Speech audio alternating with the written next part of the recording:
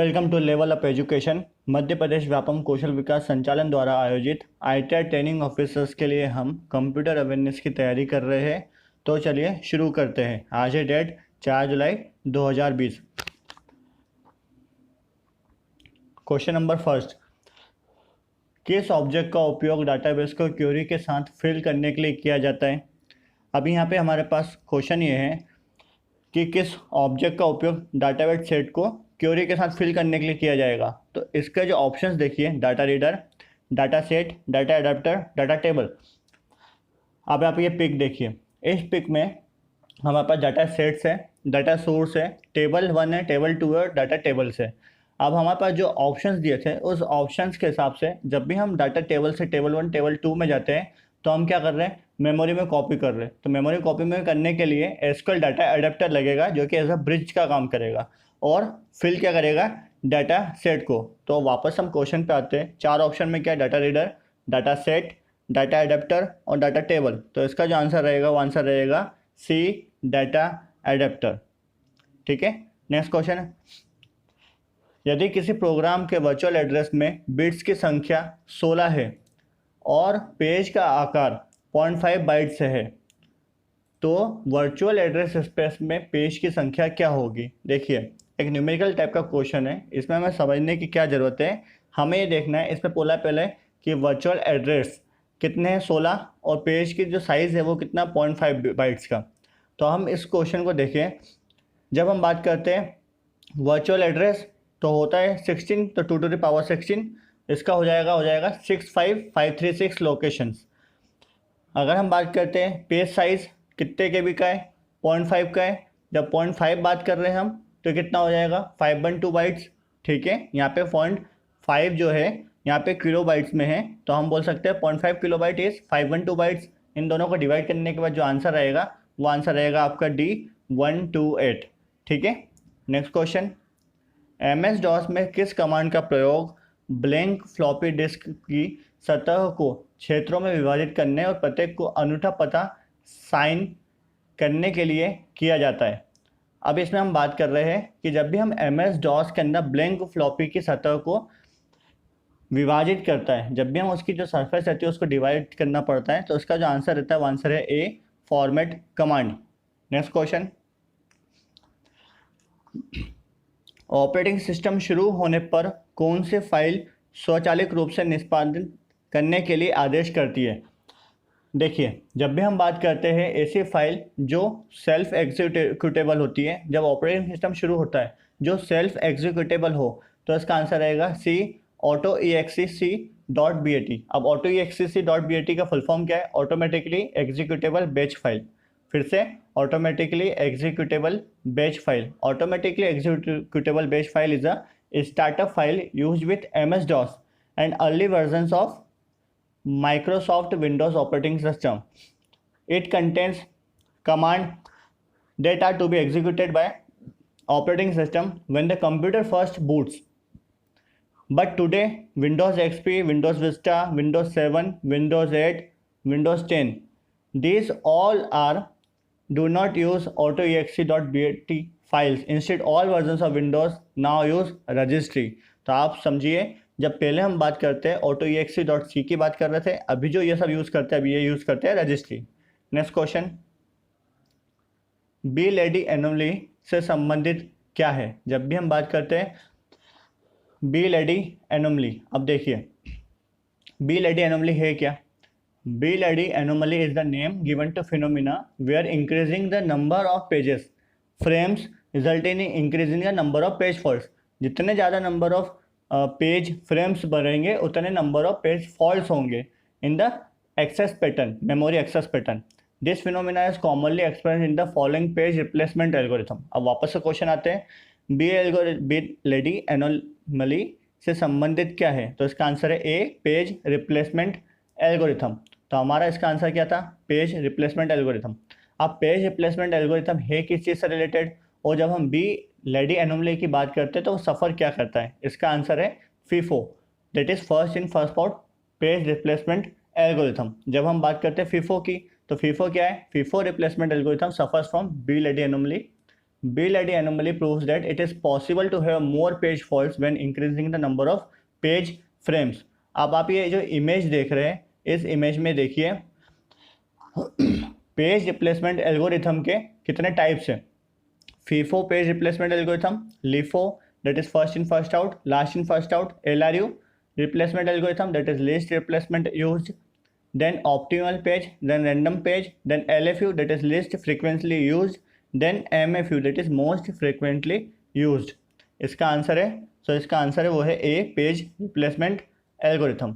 Next question, कौन से protocol से यूज़र को मेल सर्वर से उसके मेल रीडर में उसे मेल पुनः प्राप्त करने की अनुमति है. देखिए, हम जब बात करते हैं प्रोटोकॉल की, तो प्रोटोकॉल में बोला है कि वापस से उसको मेल पुनः प्राप्त करने की अनुमति हो. अब हमारे पास चार ऑप्शन है, FTP, MAP, POP और ये सभी. FTP होता है फाइल ट्रांसफर प्रोटोकॉल, MAP होता है मैसेज एक्सेस प्रोटोकॉल और POP होता है हमारा पोस्ट ऑफिस प्रोटोकॉल. तो इसका जो आंसर है वो है सी, POP3. अब POP क्या है? POP is post office protocol, sometimes refers to as the just POP, a simple standardized method of delivering email messages. POP mail server receives email and filter them into appropriate user folders. तो ये क्या करता है? ये data को mail को filter करता है और अप्रोप्रिएट फोल्डर में डाल देता है. अब हम इसमें एक बात करते हैं POP और MAP. MAP को एक और बोलते हैं IMAP, that is internet messaging access protocol. IMAP क्या है? IMAP ensures that email are synchronized across multiple devices. email को हम multiple devices पर synchronize कर सके. और POP क्या है? POP downloads that email from server to a single device. सही में आ रहा है? POP क्या कर सके? डाउनलोड कर सके email from a server to single device and delete it from the server. वहाँ और सर्वर से डिलीट कर दे. अब आप ये पिक देखिए, इस पिक में आपको ये समझ में आएगा कि है क्या. सेंडर है जिसने ईमेल है जहाँ से सेंड किया है. SMTP that is simple mail transfer protocol था, उसके थ्रू एक सर्वर के through ISP that is internet service protocol के थ्रू इंटरनेट से होते हुए POP प्रोटोकॉल पे रिसीवेंट को वो प्रोटोकॉल पे ईमेल प्राप्त हो गया. ठीक है. अब POP क्या हुआ? एक और चीज़, POP allows use to download email message on local computer and read them even when you offline. अगर आप ऑफलाइन भी रहेंगे तो आप अपना मेल डाउनलोड कर सकते हैं. ठीक है. नेक्स्ट क्वेश्चन, लिनक्स सिस्टम पर फायरवॉल इंस्टॉल करने के लिए क्या उपयोग कर सकते हैं? जब भी हम बात करते हैं लिनक्स पर फायरवॉल के बारे में, देखिए तो इसका जो आंसर है वो आंसर है डी, IP चेन्स. अब IP चेन्स है क्या? Linux IP firewalling chains normally called IP chains. ये क्या है? एक फ्री सॉफ्टवेयर है. It is used to control packet filter और firewall capabilities in 2.2 series of Linux kernel. जब 2.2 सीरीज चलता था तब IP चेन्स यूज होते थे. अभी क्या हो रहा है? अभी 2.4 चेन्स चल रही है. तो इसका जो आंसर है वो है IP टेबल्स. अब IP टेबल्स की बात कर रहे हैं हम और IP चेन्स की बात कर रहे हैं. तो अभी जो आंसर है वो है आपका IP चेन्स. अगर यहाँ पे IP टेबल्स होता तो आपका आंसर होता IP टेबल्स. ठीक है. Next question, OSI network architecture में डायलॉग कंट्रोल और टोकन मैनेजमेंट के लिए कौन जिम्मेदार है? देखिए वापस से OSI लेयर का आपका क्वेश्चन आ गया है. अब आप ये पिक देखिए और इस पिक को देख के समझिए कि हमारा डायलॉग कंट्रोल और टोकन मैनेजमेंट कहाँ पर है. जब हम डायलॉग कंट्रोल को टोकन मैनेजमेंट की बात करते हैं तो हम क्वेश्चन पे वापस आते हैं. इस क्वेश्चन में तो आंसर रहेगा आपका session layer, D, session layer. Next question, DIR के साथ किस स्विच का उपयोग सभी फाइल एवं डायरेक्टरी देखने में होता है? तो इसका आंसर रहेगा C/S. डायरेक्टरी /S के साथ किस स्विच का उपयोग होगा? किसी भी स्विच का उपयोग करने के लिए हमें /S करना पड़ेगा फाइल और डायरेक्टरी में देखने के लिए. नेक्स्ट क्वेश्चन, IANA के अनुसार निम्न में से किसे रजिस्टर्ड पोर्ट के नाम से जाना जाता है? अभी हमने port class A, class B, class C और क्लास D हमने पढ़ी हुई है. अब यहाँ पे हम IANA की बात करते हैं. IANA होता है इंटरनेट असाइंड नंबर अथॉरिटी. अब आप ये छोटा सा एक पिक देखिए, इसमें हमारे पास पोर्ट देखे रखे हुए 0, 1023, पोर्ट 1024, 49151, पोर्ट 49152, 65535, पोर्ट 0123, 1023 कहाँ यूज़ हो रहा है? सिस्टम और वेल नोन पोर्ट्स पे. पोर्ट 1024, 4915 यूज़र और रजिस्टर्ड पोर्ट पे, और पोर्ट 49152 to 65535 डायनामिक प्राइवेट और एम्फेरिकल पोर्ट पे. अब क्वेश्चन में आते हैं, क्वेश्चन में आपसे पूछा है कि कौन सा पोर्ट रजिस्टर्ड पोर्ट के लिए, तो इसका आंसर है सी 1024 से 49151। देखिए क्वेश्चन पोर्ट से रिलेटेड हुआ या प्रोटोकॉल से रिलेटेड हुआ, कहीं से कुछ भी आ सकता है, तो आपको पढ़ना सब जरूरी है। नेक्स्ट क्वेश्चन, किस कैरेक्टर का उपयोग HTTP के नाम एवं वैल्यू को अलग अलग करने के लिए किया जाएगा, तो इसका आंसर रहेगा B equal to and N. तो इक्वल टू और एंड का कैरेक्टर का उपयोग करके HTTP के नाम और वैल्यू को अलग अलग कर सकते हैं। नेक्स्ट क्वेश्चन, किस सर्वर गतिविधि का निरंतर रिकॉर्ड कैप्चर करने और ऑडिटिंग क्षमता को प्रदान करने के लिए प्रयोग किया जाता है, इसका आंसर है B SQL server service manager. Next question, किसने पहले DBMS में नॉर्मलाइजेशन की प्रक्रिया का प्रस्ताव रखा। अभी आप ये पिक देखिए, इस पिक में आपको ये पता चलेगा कि किसने सबसे पहले नॉर्मलाइजेशन की प्रक्रिया का प्रस्ताव रखा है। अब वापस से क्वेश्चन पे आते हैं, तो इनका आंसर है, ये है बी एडगर एफ कॉड। तो ये जो पिक थी ये एडगर एफ कॉड की थी। नेक्स्ट क्वेश्चन, जिटर को रोकने के लिए real time interactive audio video में हम टाइम स्टैम्प पैकेट को किस समय से कर सकते हैं। ठीक है, जब हम बात करते हैं जिटर की, तो पहले पता है जिटर होता क्या है। Jitter is the variation in periodicity of a signal or periodic event from its target or true frequency. In telecommunication jitter further refers to variation in latency of packets carrying voice or video data over communication channel. जब भी मैं कोई communication channel की बात करता हूँ, उस communication channel पे अगर मेरा एनालॉग सिग्नल ट्रांसमिट हो रहा है वायरलेस फॉर्म में, तो उसके अंदर जो भी चेंजेस आएंगे या वेरिएशन आएंगे वॉइस और वीडियो के अंदर, उसको हम बोलते हैं जिटर। अब जिटर में क्वेश्चन पूछा आपसे क्या था कि जिटर को रोकने के लिए रियल टाइम इंटरेक्टिव ऑडियो में हम टाइम स्टैम्प पैकेट को किस समय ऐड कर सकते हैं। फिर से ये पिक देखिए, इस पिक में आपको जिटर समझ में आएगा, विद जिटर और विदाउट जिटर। तो क्या हुआ, एनालॉग सिग्नल को क्या कर दिया उसने, डिस्टॉर्ट कर दिया। तो इसका जो आंसर रहेगा वो आंसर है सी प्लेबैक टाइम। प्लेबैक टाइम के समय टाइम स्टैम्प पैकेट को कर सकते हैं। नेक्स्ट क्वेश्चन, MS वर्ड में अधिकतम कितने कॉलम डाले जा सकते हैं। जब भी हम MS वर्ड में अधिकतम कॉलम की बात करते हैं तो मैक्सिमम रहेगा, इसका आंसर है बी 45। नेक्स्ट क्वेश्चन, इनमें से कौन सी शॉर्टकट की है जो पूरे कॉलम को हाईलाइट कर सकती है। जब भी हम पूरे कॉलम की बात करते हैं जिसको हाईलाइट होगा, उसका आंसर है डी Ctrl+S बार। नेक्स्ट क्वेश्चन, पैटर्न खोजने के दौरान केस को अनदेखा करने के लिए VI एडिटर के साथ निम्न में से किन विकल्पों का उपयोग किया जाता है। तो जब भी हम VI एडिटर के साथ बात करते हैं और विकल्पों की बात करते हैं, तो उसका आंसर है AIC। तो VI के साथ में हम IC यूज़ करेंगे तो पैटर्न खोजने का काम करेगा। नेक्स्ट क्वेश्चन, इनमें से कौन सा एक वैलिड SQL टाइप है। जब हम बात करते हैं वैलिड SQL टाइप की, तो उसका आंसर है डी उपरोक्त सभी, मतलब करेक्टर, न्यूमेरिक और फ्लोट, ये सभी इसके वैलिड SQL टाइप्स है। नेक्स्ट क्वेश्चन, पावर पॉइंट के स्लाइड लेआउट में इनमें से कौन सा सेक्शन नहीं होता है। अब आप ये पिक देखिए और इस पिक देख के आप खुद समझ सकते हैं।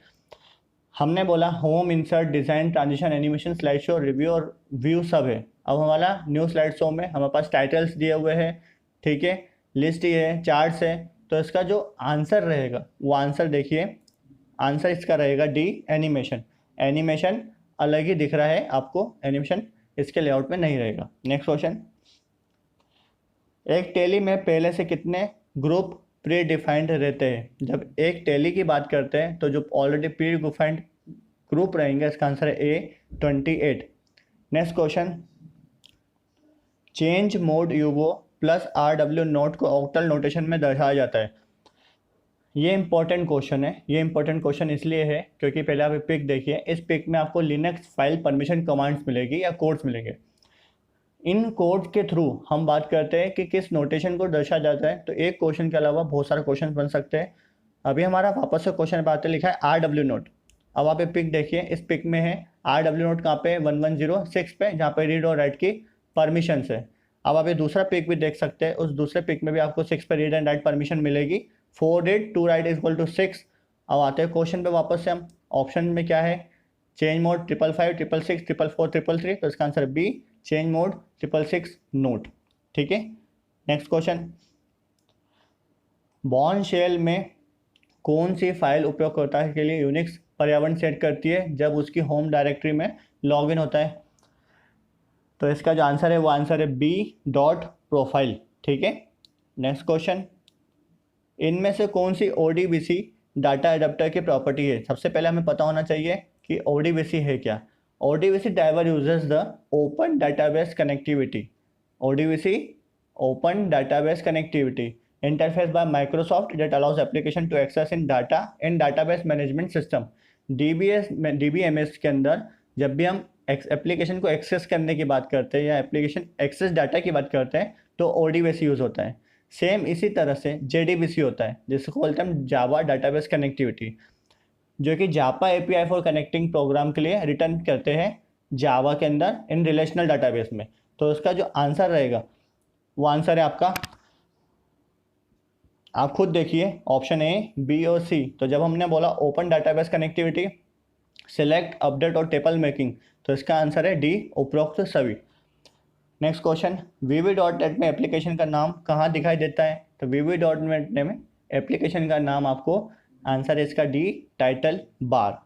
नेक्स्ट क्वेश्चन, इनमें से किसे नेट की मेथड माना जाता है? पहले हमें पता होना चाहिए कि नेट होता क्या है। Net stand for network administration, sorry network address translation. NAT stand for network address translation. It's a way to map multiple local private address to public one before transferring the information। हमने क्या करा, एक तरह का map multiple local private address है जो कि public करता है जब भी हम इंफॉर्मेशन को ट्रांसमिट करेंगे। Organisation that want to multiple devices to employ a single IP address use NAT। तो हमने क्या बोला, मान लो एक कोई सा ऑर्गेनाइजेशन है जहाँ पे मल्टीपल डिवाइसेस है और जहाँ पे सिंगल IP एड्रेस की बात करते हैं तो हम वहाँ पे यूज़ करते हैं network address translation. So it is use as a most home routers. कहाँ पे यूज़ होगा ये? हमेशा आपके होम रूटर्स पे यूज़ होगा। It enables private IP network that use unregistered IP address to connect to the internet। NAT operates on router usually connecting two network together and translate the private address in the internal network into legal address। ठीक है, तो अब यहाँ पे बात करते हैं question पे आके कि हमने बोला है NAT की मेथड क्या है। तो इसमें ऑप्शन है static, IP net pool, dynamic net double translation और ओवरलोडिंग। तो इसका आंसर है C135। 1 static, 3 dynamic and 5 is overloading. ठीक है, मुझे लगता है आपको समझ में आ गया होगा।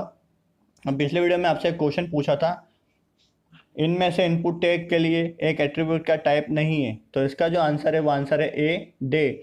डे इनपुट टैग के लिए एक एट्रीब्यूट का टाइप नहीं है।